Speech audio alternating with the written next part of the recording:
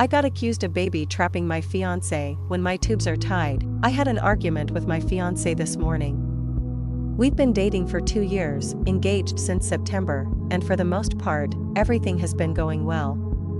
We've been planning a quiet backyard ceremony so that we can save up for a house instead. We've been communicative and managed to get through fights in the past, but this takes the cake. He's been evasive for the past 2 weeks about the wedding or any future plans we've made, and I basically had to corner him this morning before leaving for work to ask him what's going on. Turns out, while he was dog-sitting for his uncle early in February, they had a chat that stuck with him. When they were talking about life and how things have been, his uncle admitted he resented his ex-wife for baby trapping him, and now he's divorced while his ex-wife is dating again, and my fiancé's cousin is an entitled asshat who terrorized him when they were both teenagers. Turns out it's been sitting in his mind.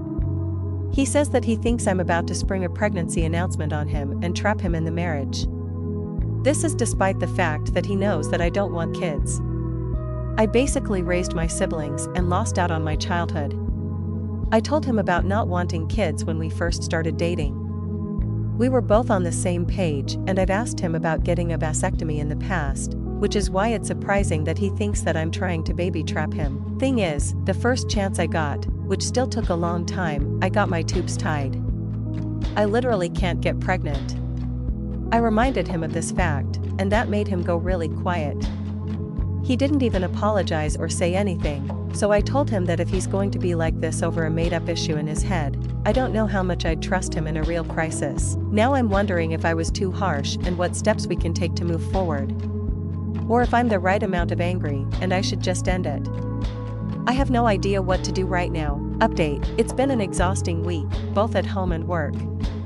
Basically, we're not engaged anymore, he moving back to his parents, and our relationship is over while he works on for himself. He wasn't cheating, nor was there a secret baby on the side.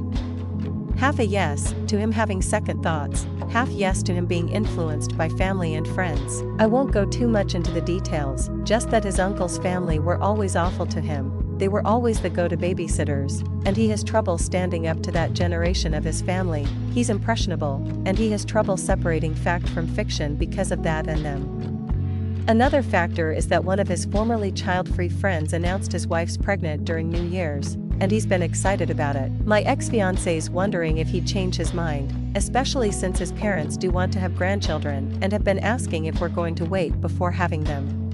After dog-sitting for his uncle, apparently all that combined in his mind that I changed my mind and I'd surprise him about it. Which is the core of the matter for me. Whether he forgot I had my tubes tied doesn't matter. He was projecting his fears, anxiety, and trauma onto me and punishing me for something that I didn't even do or say, and then made me out to be a deceptive partner because of that projection. He stopped trusting me because he was afraid of what the warped version he built up in his mind might do. That wasn't okay, and that's why I ended it. He's been moving his stuff out all week, and he told me he's going back into therapy.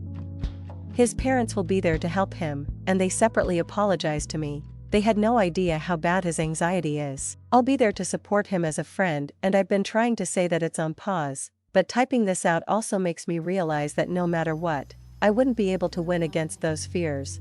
Nor can I trust him to ever really fully trust me against them. Assuming he ever did. Thanks for your input, Reddit. Some of the thoughts did help me steer the conversation, but ultimately it still boiled down to a broken trust, and I don't think we're coming back from that.